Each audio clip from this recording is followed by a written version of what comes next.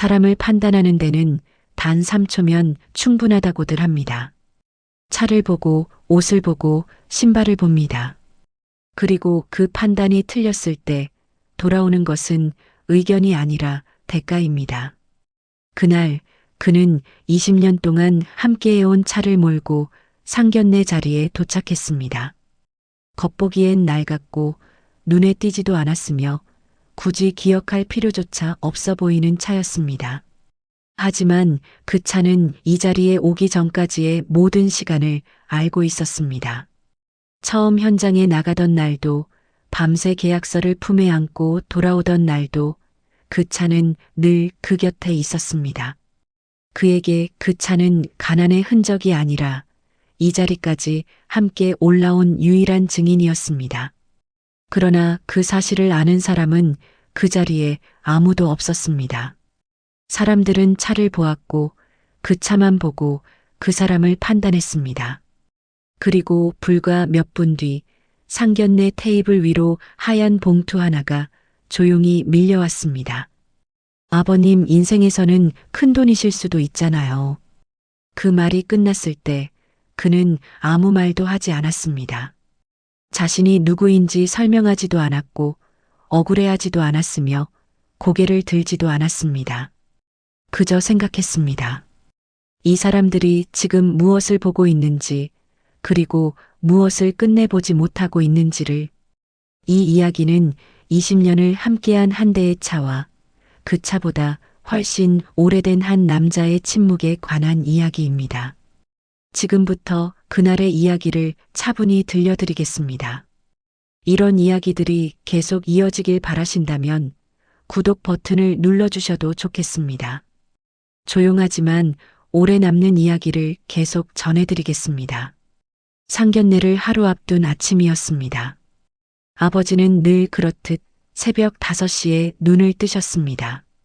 알람이 울리기 전이었습니다. 누군가 시킨 적도 없고 누군가 알아주길 바라지도 않는 그저 오래된 습관이었습니다.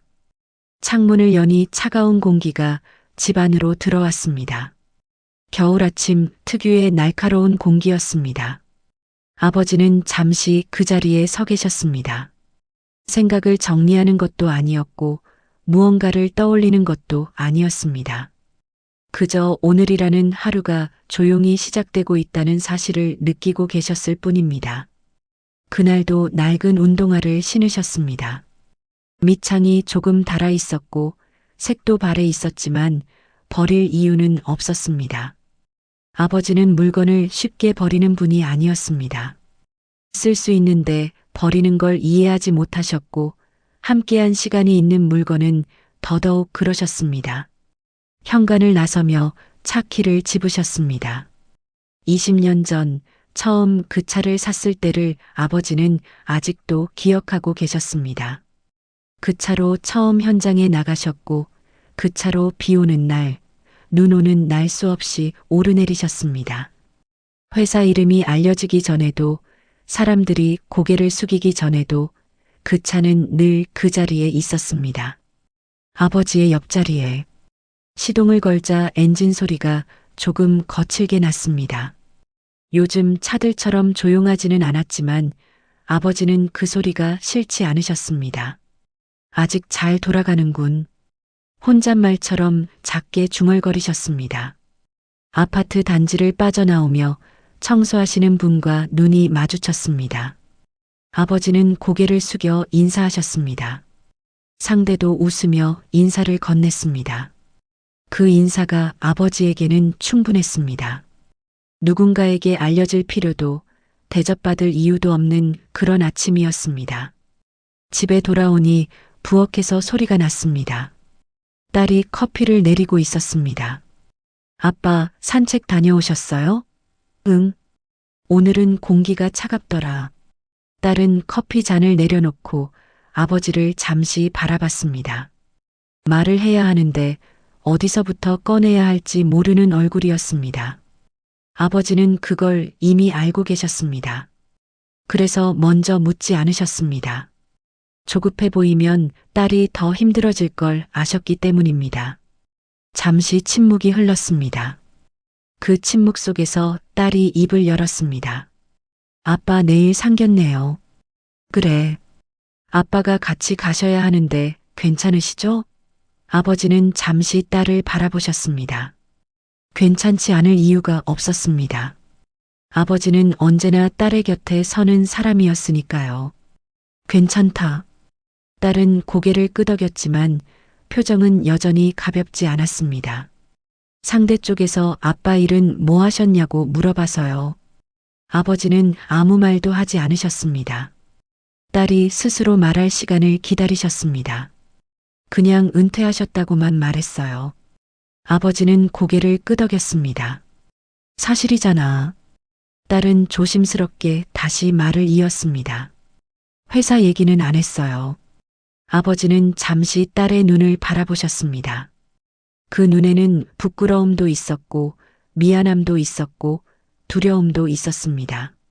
아버지는 그 모든 감정을 모른 척하지 않으셨습니다. 내가 편하면 됐다. 그 말에 딸의 눈이 흔들렸습니다. 아버지는 더 말하지 않으셨습니다. 하지만 마음속에서는 이미 알고 계셨습니다. 딸이 숨기고 싶었던 건 아버지가 아니라 사람들이 아버지를 함부로 판단할까봐 두려웠다는 걸. 그날 밤 아버지는 다시 차 키를 손에 쥐셨습니다. 차 안에 앉아 한동안 움직이지 않으셨습니다. 이 차로 얼마나 많은 자리에 갔는지, 얼마나 많은 선택을 했는지 스스로에게 묻는 것처럼 가만히 계셨습니다. 그리고 혼잣말처럼 이렇게 말씀하셨습니다. 사람들은 차를 보고 사람을 보지. 그 말에는 분노도 없었고 원망도 없었습니다. 그저 이미 겪어본 사람만이 할 수 있는 말이었습니다. 아버지는 아직 아무것도 시작하지 않으셨습니다. 하지만 이미 하나는 분명했습니다. 내일 그 자리에 앉은 사람들 중 누군가는 절대 넘지 말아야 할 선을 아무렇지 않게 넘게 될 거라는 사실이었습니다.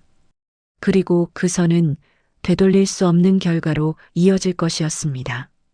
그때까지 아버지는 아무 말도 하지 않으셨습니다. 조용히, 아주 조용히 그날을 기다리고 계셨을 뿐입니다. 토요일 오후 3시였습니다. 강남의 한 레스토랑 앞에 아버지의 차가 멈췄습니다. 20년을 함께한 그 차는 유난히 조용히 서 있었습니다. 마치 자기가 설 자리를 이미 알고 있다는 것처럼요. 차에서 내린 아버지는 주변을 한번 둘러보셨습니다.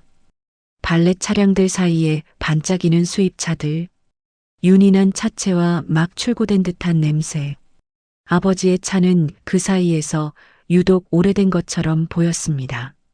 딸은 차 문을 닫으며 아버지를 한 번 더 바라봤습니다. 아빠 정말 괜찮으시죠?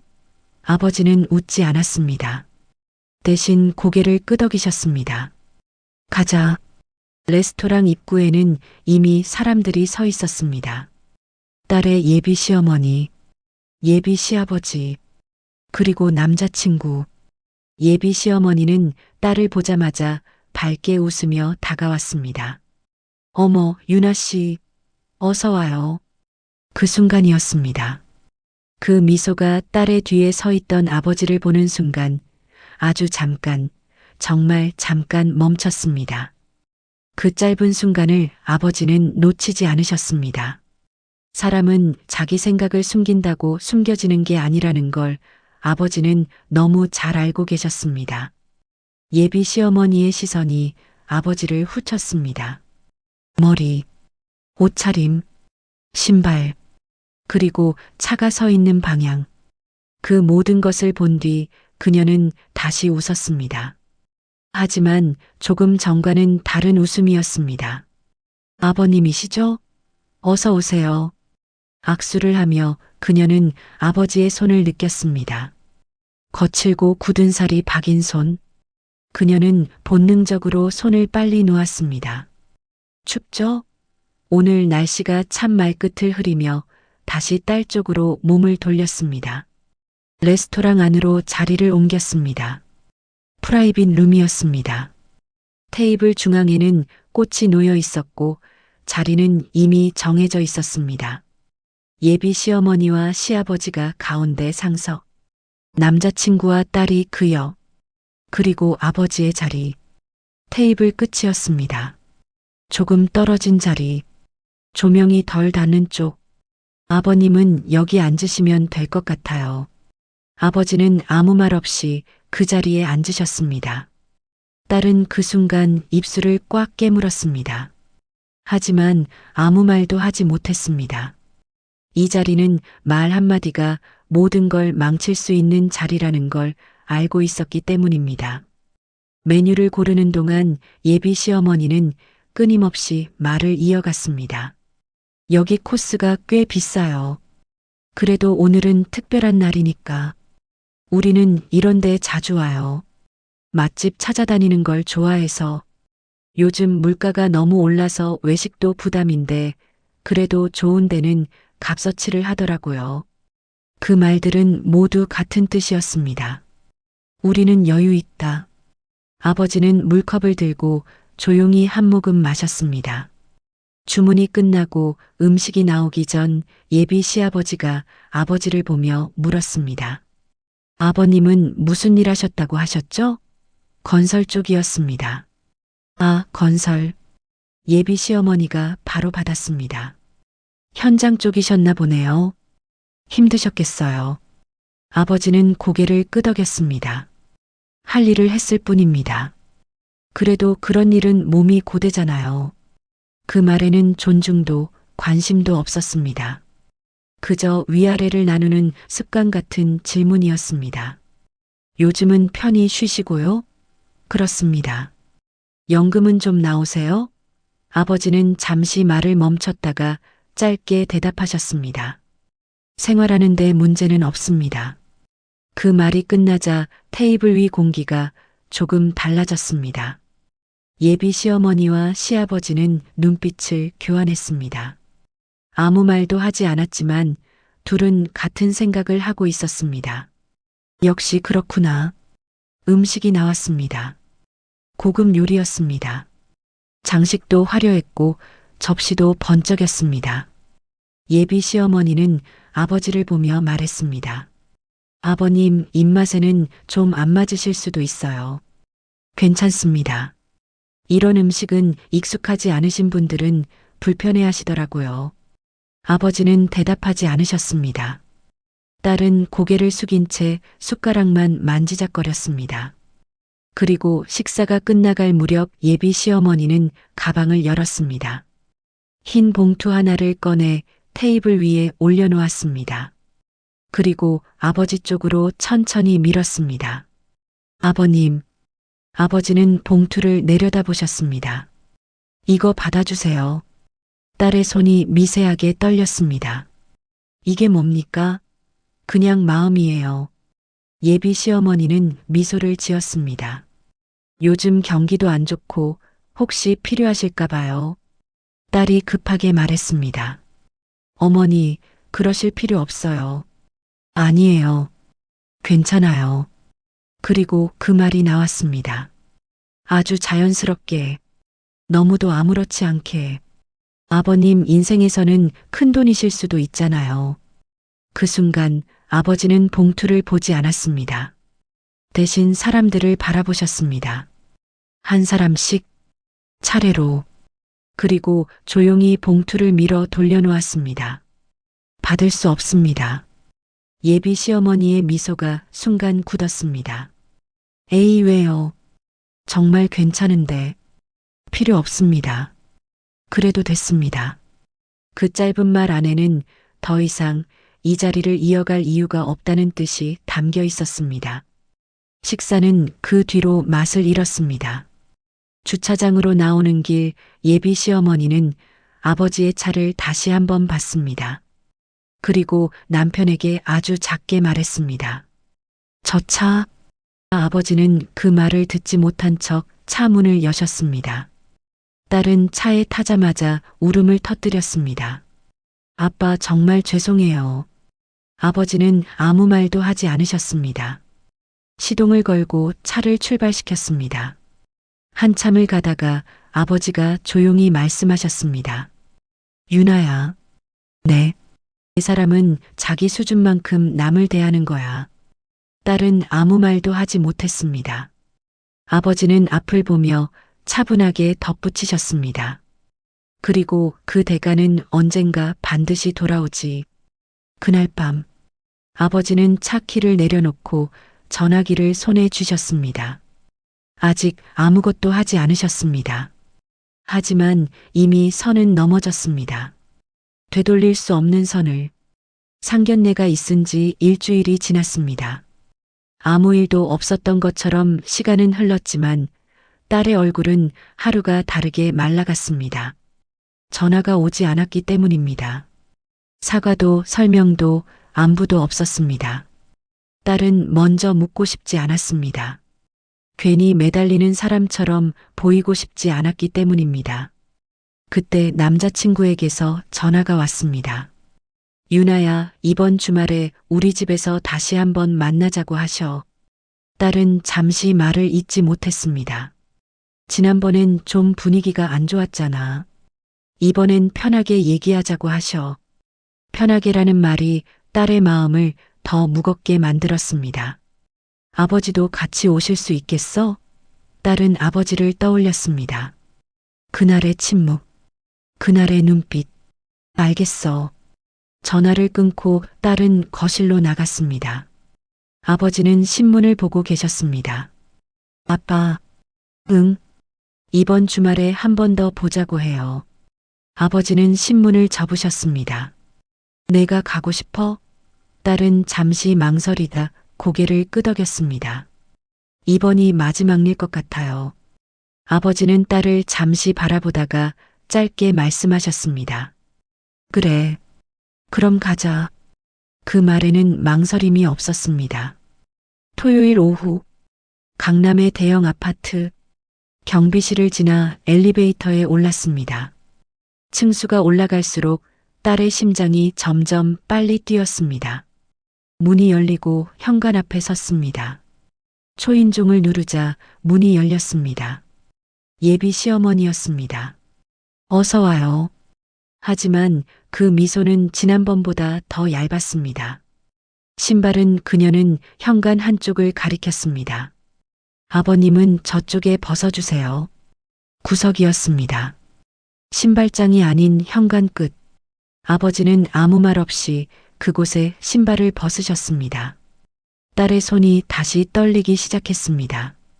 거실로 들어갔습니다. 넓은 거실, 큰 소파.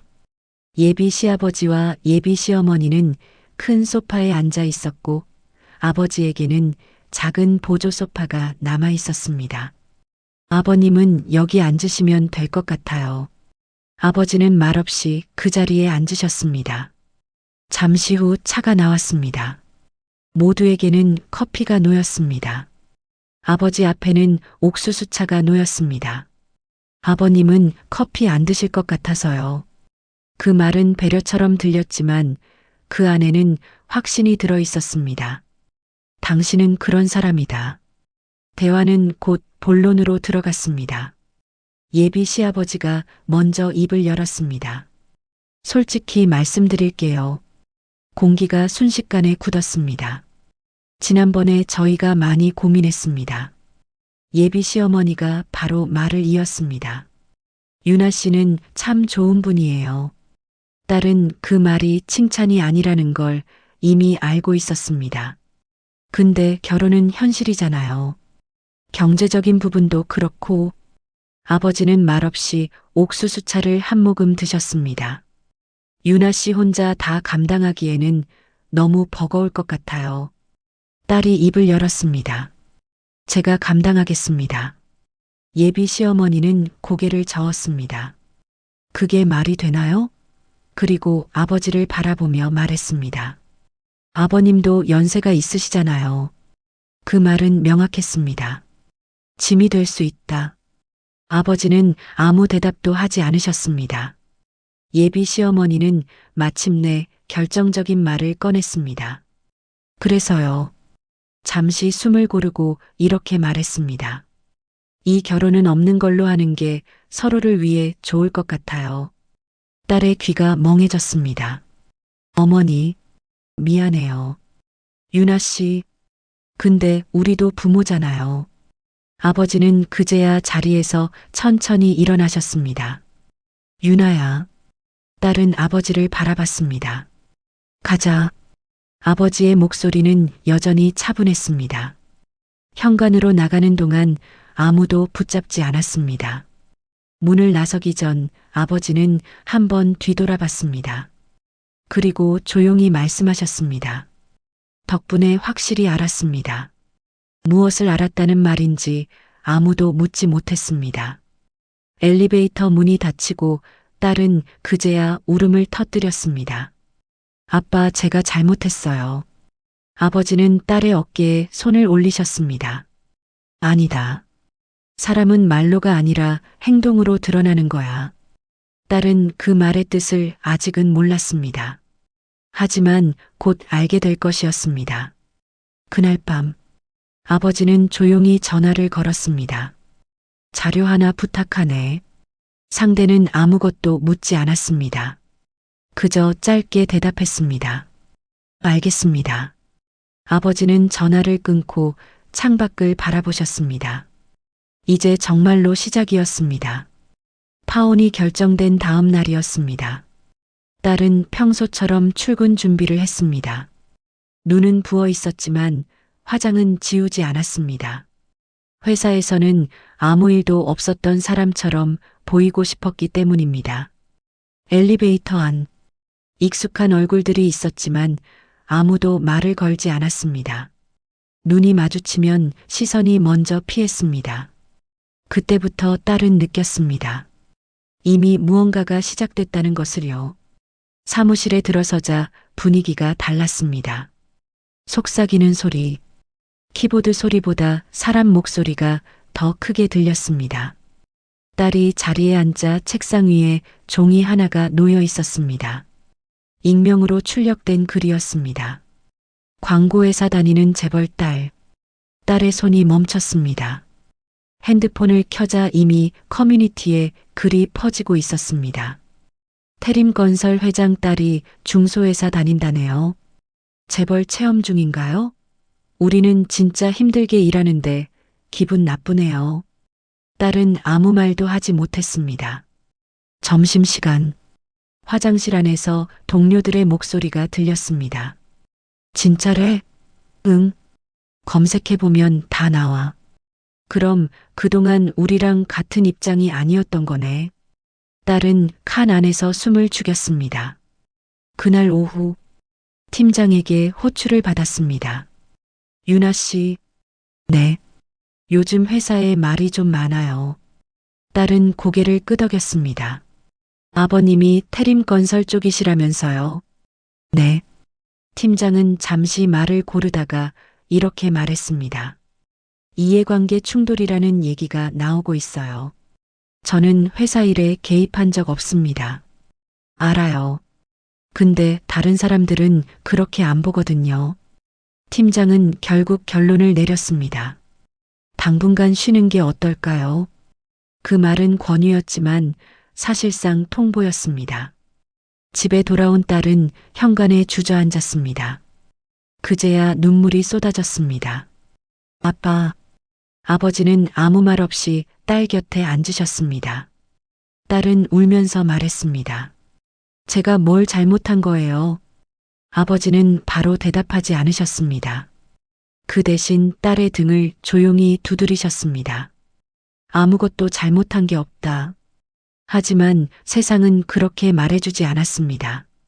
같은 시각, 그 집안에서는 다른 일이 조용히 시작되고 있었습니다. 먼저 전화 한 통이 왔습니다.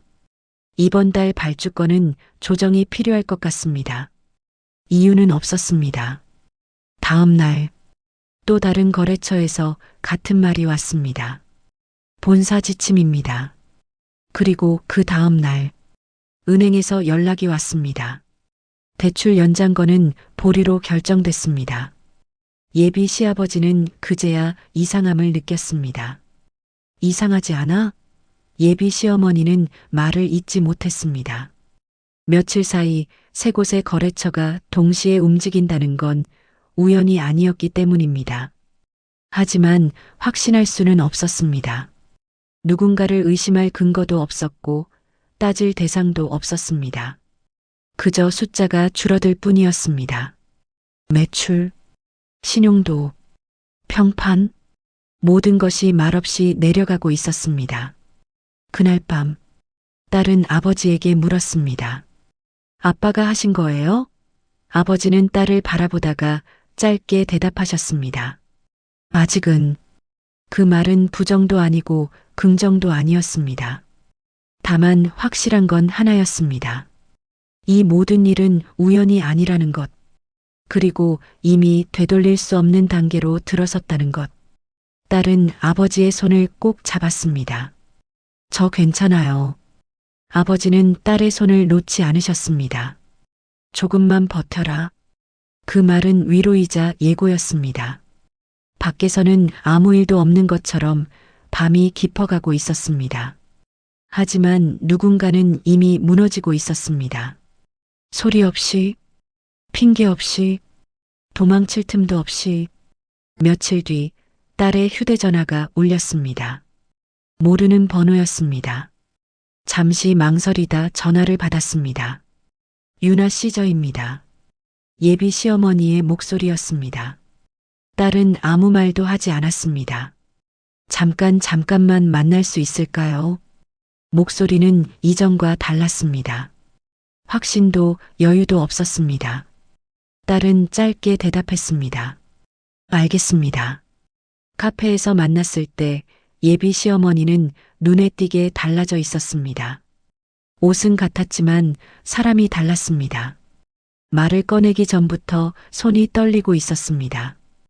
유나 씨, 그땐 제가 너무 무례했어요. 딸은 고개를 끄덕이지도 부정하지도 않았습니다. 혹시 아버님이 태림건설이랑 아시는 사이세요? 그 질문을 듣는 순간 딸은 모든 걸 이해했습니다. 그래서 전화하신 거군요. 예비 시어머니는 부정하지 않았습니다. 회사 상황이 갑자기 너무 안 좋아졌어요. 거래처도 끊기고 은행도 연락이 안 되고. 그녀는 목소리를 낮췄습니다. 혹시 아버님께 말씀 좀 전해주실 수 있을까요? 그 말은 부탁이 아니라 매달림이었습니다. 딸은 잠시 침묵하다가 조용히 말했습니다. 어머니, 네. 그날 상견례에서 아버지에게 하신 말 기억하세요? 예비 시어머니는 고개를 숙였습니다. 그날 아버지는 아무 말도 안 하셨어요. 딸은 천천히 말을 이었습니다. 그게 대답이었습니다. 예비 시어머니는 아무 말도 하지 못했습니다. 딸은 자리에서 일어났습니다. 저는 아버지에게 아무 말도 전하지 않을 겁니다. 그리고 그 자리를 떠났습니다. 같은 날 저녁, 예비 시아버지는 서류 더미 앞에 앉아 있었습니다. 종이에 찍힌 숫자들이 현실을 말해주고 있었습니다. 매출 급감, 신용등급 하락, 대출 회수 통보. 그제야 그는 한 이름을 떠올렸습니다. 서정호. 검색을 해봤지만 나오는 건 많지 않았습니다. 사진도 없고 인터뷰도 없었습니다. 다만 짧은 기사 한 줄. 태림건설 창업주. 그 한 줄로 모든 퍼즐이 맞춰졌습니다. 그날 밤 예비 시아버지는 집에 돌아와 말없이 앉아 있었습니다. 예비 시어머니가 조심스럽게 물었습니다. 당신 혹시 그분? 그는 고개를 끄덕였습니다. 우리가 건드리면 안 되는 분이었어. 그 말이 끝났을 때 집안은 완전히 조용해졌습니다.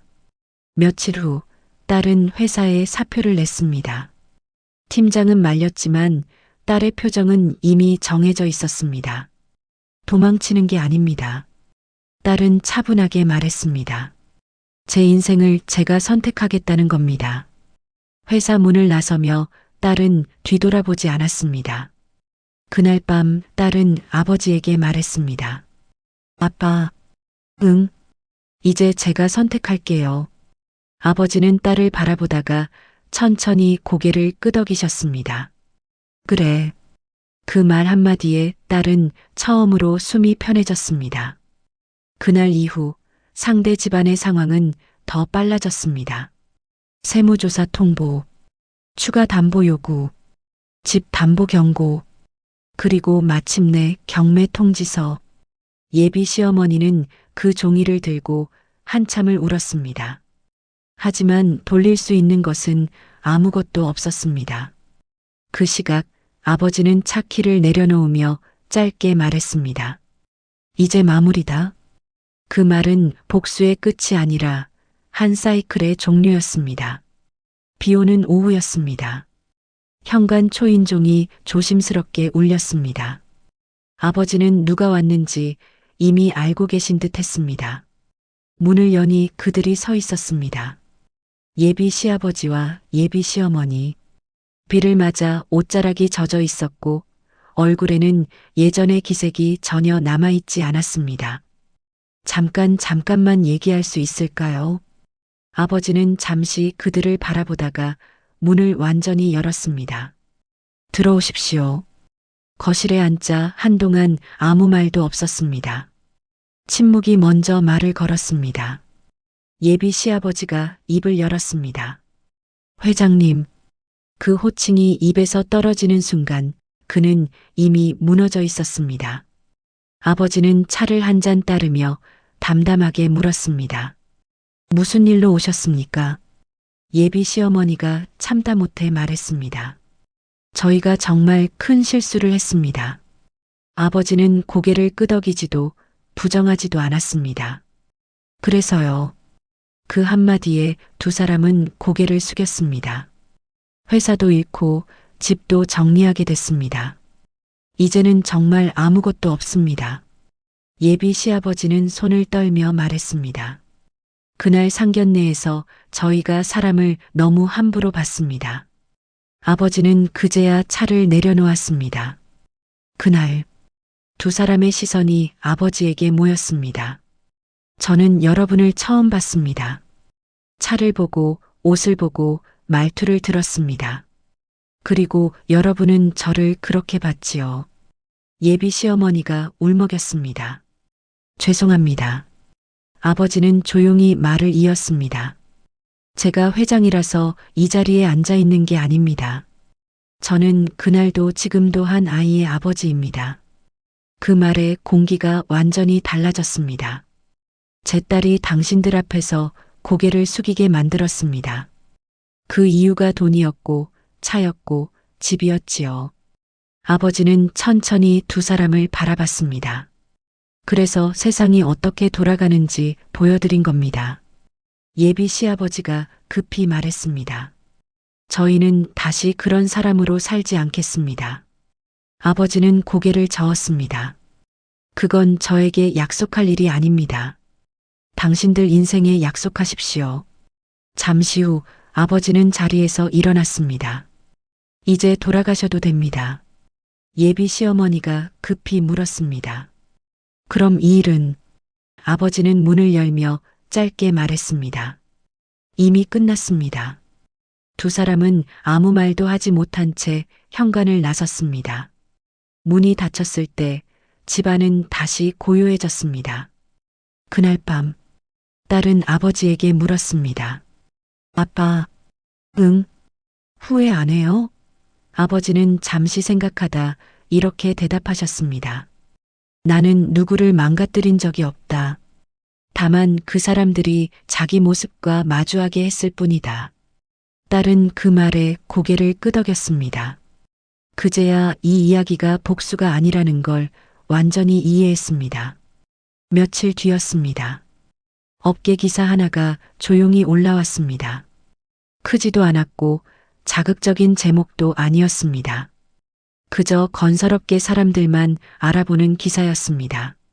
태림건설 협력사 구조 전면 재편. 기사의 마지막 문장에 이름 하나가 적혀 있었습니다. 서정호 회장. 그날부터 소문은 조용히 번지기 시작했습니다. 그 상견례 이야기 진짜였대. 낡은 차 타고 왔던 아버지, 그분이 회장이었다고? 그래서 그 집안이 한순간에 말은 말을 낳고 사실은 사실을 끌어냈습니다. 과장도 부풀림도 없었습니다. 그날 있었던 그대로였습니다. 차를 보고 옷을 보고 사람을 판단했던 이야기, 그리고 그 판단이 어떤 결과로 돌아왔는지에 대한 이야기. 딸의 회사에도 그 소문은 늦지 않게 도착했습니다. 회의실에서, 엘리베이터 안에서, 누군가의 핸드폰 화면 속에서. 하지만 딸은 아무 말도 하지 않았습니다. 설명하지 않았고 변명하지도 않았습니다. 그저 평소처럼 일을 했습니다. 그 모습이 오히려 사람들을 더 불편하게 만들었습니다. 저 사람은 처음부터 아무것도 숨기지 않았네. 우리가 괜히. 그날 오후 팀장이 조심스럽게 말했습니다. 유나 씨. 네. 회사에 불편한 소문이 돌았던 건 사실이에요. 딸은 고개를 끄덕였습니다. 알고 있습니다. 하지만 이제는 정리된 것 같아요. 팀장은 잠시 말을 고르다 이렇게 덧붙였습니다. 유나 씨는 끝까지 일로만 증명했어요. 딸은 작게 웃었습니다. 그게 제가 할 수 있는 유일한 방식이었어요. 며칠 뒤였습니다. 딸은 조용히 사직서를 냈습니다. 팀장은 놀란 표정으로 물었습니다. 갑자기 왜요? 딸은 잠시 생각하다가 차분하게 말했습니다. 지금 이 자리에 있는 게 누군가에게는 계속 불편함일 것 같아서요. 그건 유나 씨 잘못이 아니잖아요. 딸은 고개를 저었습니다. 맞아요. 그래서 더 제 선택으로 나가고 싶어요. 팀장은 더 붙잡지 않았습니다. 그날 딸은 회사 문을 나서며 뒤를 돌아보지 않았습니다. 후회는 없었습니다. 오히려 숨이 트였습니다. 집으로 돌아온 딸은 아버지에게 말했습니다. 아빠, 회사 그만뒀어요. 아버지는 놀라지 않았습니다. 그래. 화 안 나세요? 아버지는 잠시 딸을 바라보다가 이렇게 말했습니다. 내가 스스로 선택한 거라면 그걸로 됐다. 딸은 그 말에 눈물이 날 뻔했습니다. 저 무섭기도 해요. 아버지는 조용히 웃었습니다. 처음 혼자 걷는 길은 다 무섭다. 하지만 그 길이 내 길이 된다. 그로부터 2달 후, 딸은 새로운 회사에 면접을 보러 갔습니다. 더 큰 회사였고 더 치열한 자리였습니다. 면접관이 조심스럽게 물었습니다. 아버님이 태림건설 서정우 회장님이 맞으십니까? 딸은 망설이지 않았습니다. 네, 맞습니다. 잠시 정적이 흘렀습니다. 딸은 이어서 말했습니다. 하지만 저는 아버지의 이름이 아니라 제 일로 평가받고 싶습니다. 면접관은 딸을 바라보다가 고개를 끄덕였습니다. 그 말 지금까지 가장 솔직하네요.